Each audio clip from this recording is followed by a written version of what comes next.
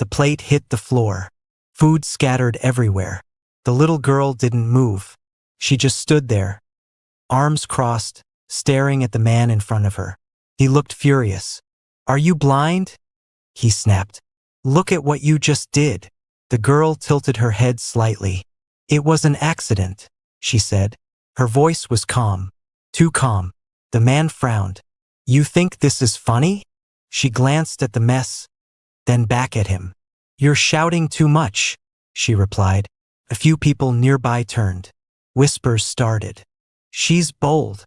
That child has no fear." The man stepped closer. "You need to learn respect." The girl didn't step back, didn't flinch. Instead, she said it, clear, sharp, like she meant every word.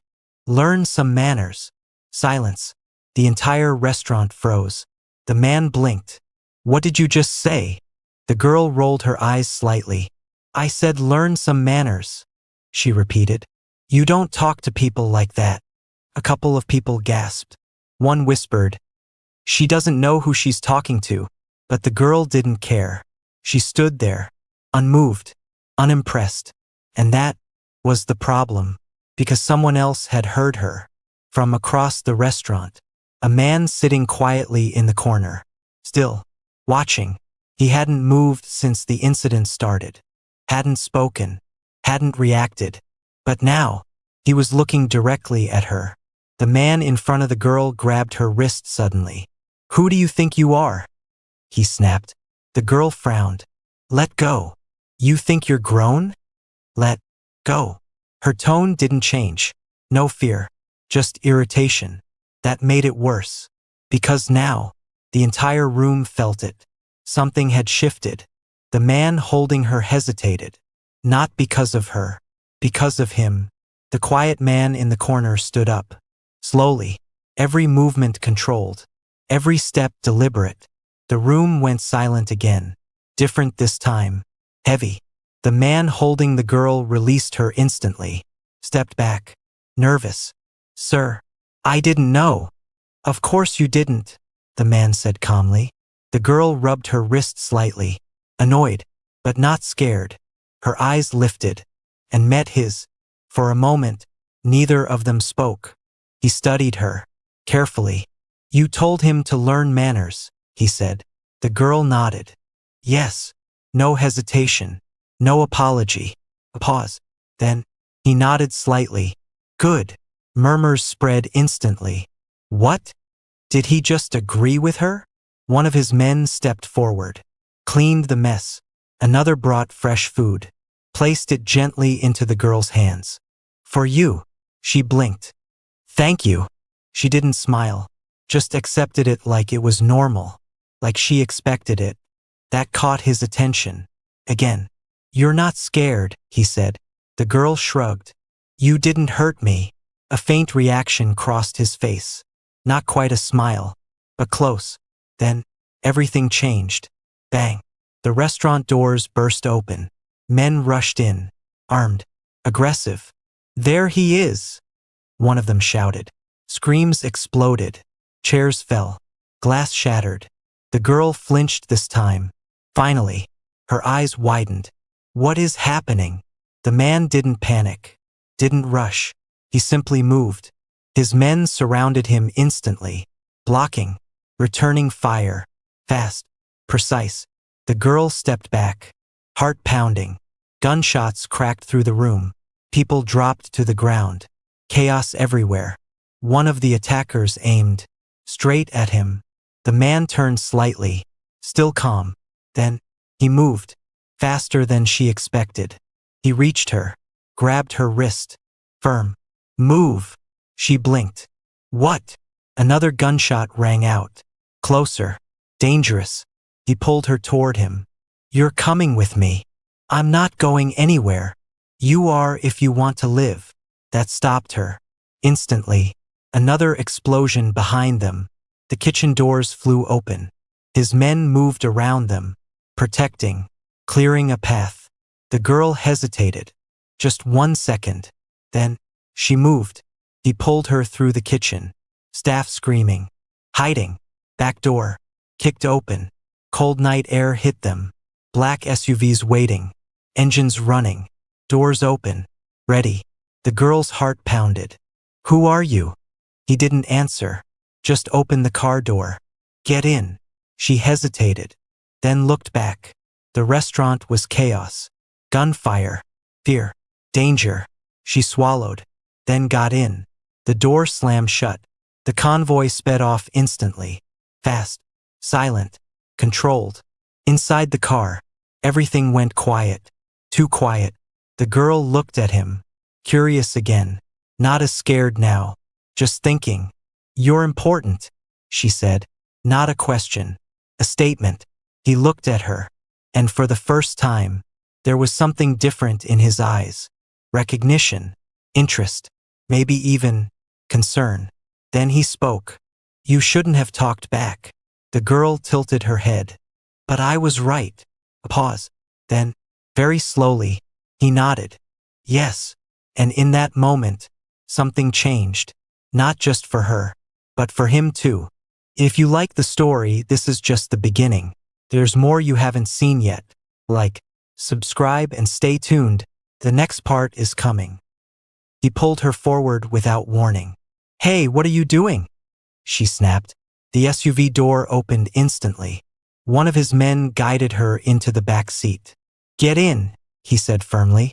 "I didn't agree to this." The door slammed before she could finish. The next second, the convoy moved. The convoy sped through the city. Fast. Controlled. But not safe. The girl sat in the back seat, holding the food box tightly like it mattered more than anything else happening outside. Her eyes kept shifting to the window. Lights blurred past. Sirens echoed somewhere far behind them. "Are they still following?" she asked quietly. No one answered immediately. Then the Mafia boss spoke. "Yes." The girl blinked. That was very direct. One of his men in the front seat turned slightly. "Don't worry. We'll lose them." The girl frowned. That doesn't sound convincing. The car suddenly swerved. Hard. A black SUV appeared beside them. Tires screeched. Gunfire erupted. Bang, bang, bang. The bulletproof glass shook under impact. The girl flinched. For the first time, fear showed. "Okay, that's loud." The Mafia boss didn't react. Just watched the road ahead. "Left route," he said calmly. The driver nodded. "Yes, sir." The convoy split instantly. Two cars peeled off in different directions. The attacking vehicles followed the wrong one. Confusion spread among them. The girl noticed. "You tricked them." "Yes." Her eyes narrowed slightly. "That's clever." Another explosion hit behind them. Closer now. The car jerked. The girl grabbed the seat. "Are we supposed to survive this?" The Mafia boss finally looked at her. "Yes." That single word again. Calm. Certain. Too certain. She studied him for a moment. "You don't sound worried." "I don't need to be." A pause. The girl leaned forward slightly. "You always talk like that?" "Yes." "That must annoy people." Faint pause. Then, "It does." Another gunshot cracked. The convoy entered a narrower street. Tall buildings on both sides. Echoes made everything louder. The driver spoke urgently. "They're blocking the next intersection." The Mafia boss didn't hesitate. "Go through." The girl's eyes widened. "Through what?" "Through them." "What?" The driver accelerated. Fast. Too fast. Two armed vehicles blocked the road ahead. Men stepped out. Weapons raised. "Stop the SAR," one shouted. The girl leaned forward in panic. "They're going to shoot us." "They will try," the Mafia boss said. "That is not comforting." The SUV didn't slow. It accelerated. The girl grabbed the seat tightly. "Oh my God! Oh my God!" Crash. Metal screamed as the convoy broke through the blockade. One vehicle spun out of the way. The path opened. They pushed through. The girl was breathing hard now.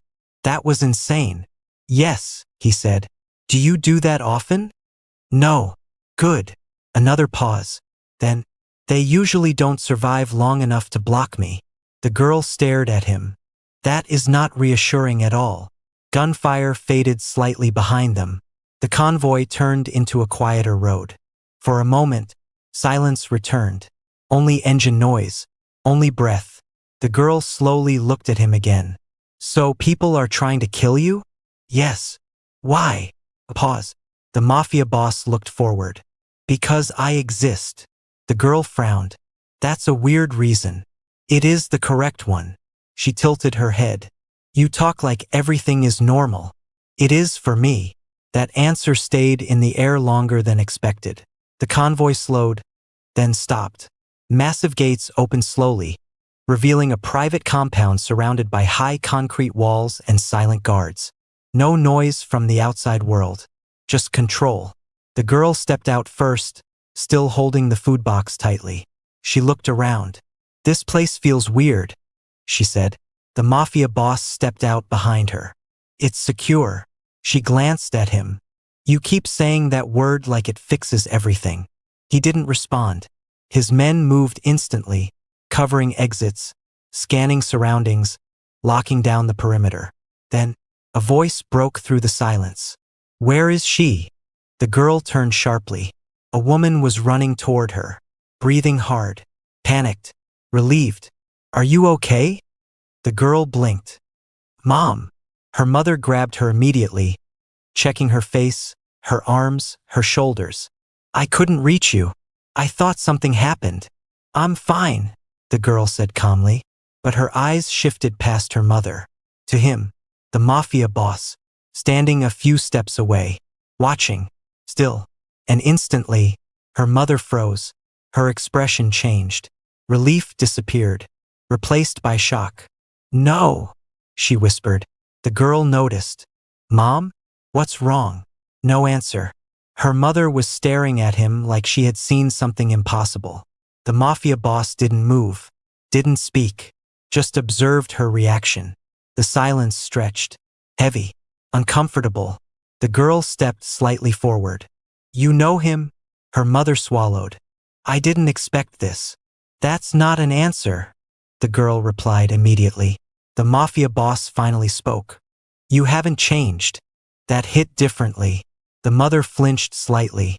You shouldn't be here, she said quietly. The girl frowned. Why does everyone keep saying that to him? No one answered. The mother grabbed her daughter's hand. We're leaving. No, the girl said instantly. The mother paused. The girl pulled her hand back. I want to know what's going on. Silence again. The mother exhaled slowly. You don't understand what he is. The girl looked at him. Then explain. A long pause. Then, the mother shook her head. No. The girl crossed her arms. I was just chased, shot at, and taken across the city. I think I deserve an explanation. Even the guards shifted slightly at that. The Mafia boss spoke calmly. She's right. The mother turned sharply. No, she's not ready. The girl narrowed her eyes. I'm right here. The tension tightened again. The Mafia boss stepped slightly forward and said quietly, You were not supposed to be seen. The girl blinked. That's not an explanation. It is the truth, he replied. The mother looked shaken now. Stop talking, she said quickly. But the girl didn't look away. She was studying him, carefully, for the first time. Not angry, curious. Why does everyone react like I matter so much? She asked. Silence. Then, the Mafia boss answered. Because you do. That stopped everything. Even the mother froze. The girl frowned slightly. That doesn't make sense. He continued. You were brought into something that was already moving. The girl tilted her head. Something like what? The mother stepped in quickly. That's enough. But the girl raised her hand slightly. No, I want to hear it. The air tightened again. The Mafia boss looked at her for a long moment, then said quietly, People don't survive around me by accident. The girl didn't move. So what am I then? A pause. Then, not an accident, he said. That line landed heavily. The mother looked conflicted. Take her inside, she said again. But the girl didn't move. She was still watching him. You saved me, she said suddenly. Yes. Why? He didn't answer immediately. Then, because you spoke without fear. The girl blinked. That's it. That is rare, he replied. Silence returned. Different now. Less chaos. More uncertainty. The girl looked between them. Something was happening here. Something no one was saying out loud. And for the first time, she realized the danger wasn't just outside. It was the truth she hadn't been told yet. The car ride was quieter now. No gunfire. No sirens. Just the low hum of the engine as the convoy left the city behind. The girl sat by the window, watching the lights fade into distance. It's too quiet now, she said. No one answered immediately. The Mafia boss sat across from her, calm as always. Her mother sat stiff beside her, arms folded tightly. Something was off. The girl could feel it. They arrived just before sunrise. A house by the sea, isolated, hidden. Waves crashed gently in the distance. The air felt different here. Less tension, more silence. The girl stepped out slowly. This place looks peaceful, she said. The Mafia boss didn't respond, just walked ahead. His men stayed back this time. Not needed here. Her mother followed closely. Too closely. The girl noticed immediately. You're acting weird, she said. Her mother forced a small breath. I'm fine. You're not, the girl replied. That made her mother pause.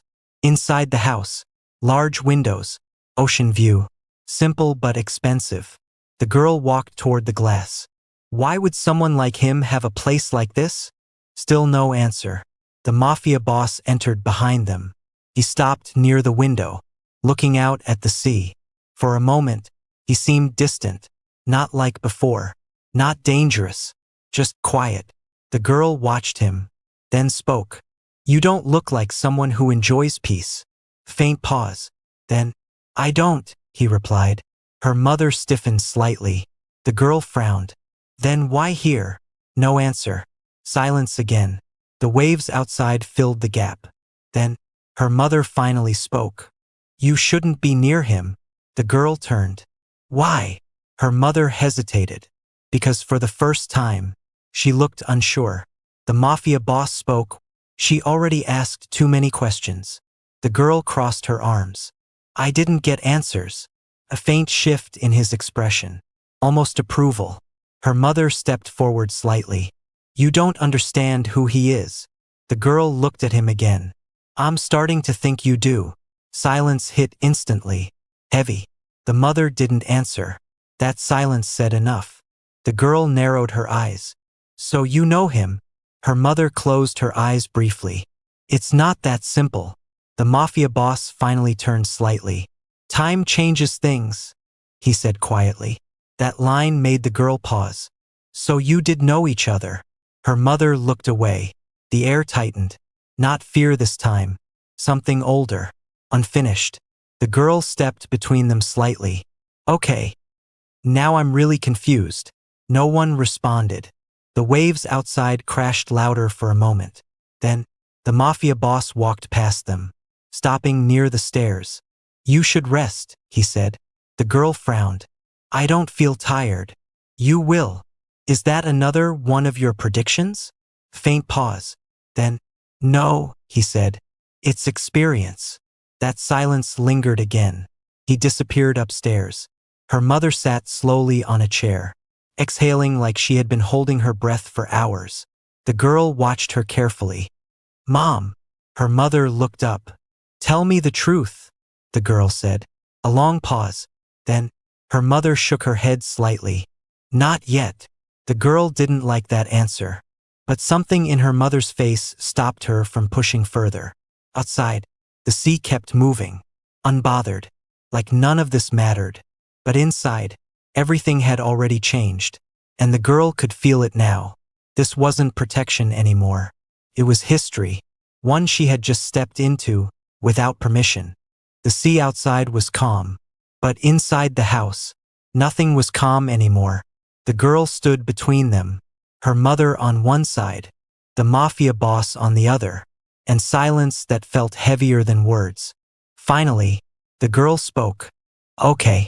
Someone needs to explain what is going on. Her mother's hands trembled slightly. The mafia boss didn't move. He was watching her mother, not the girl. That alone made everything worse. The girl noticed.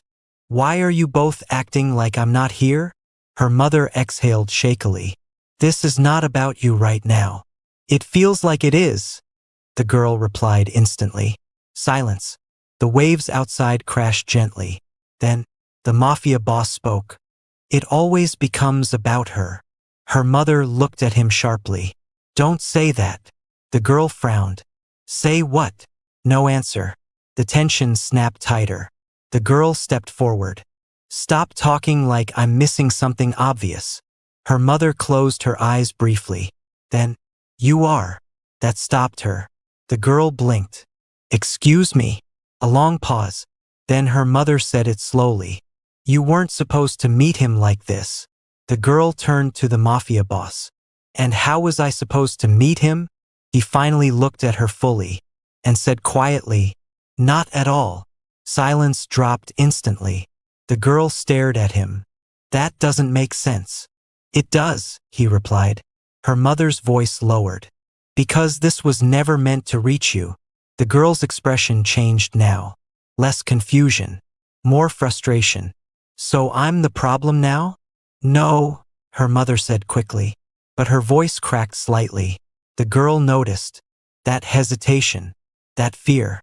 "Mom," she said slower now, "tell me the truth." Silence again.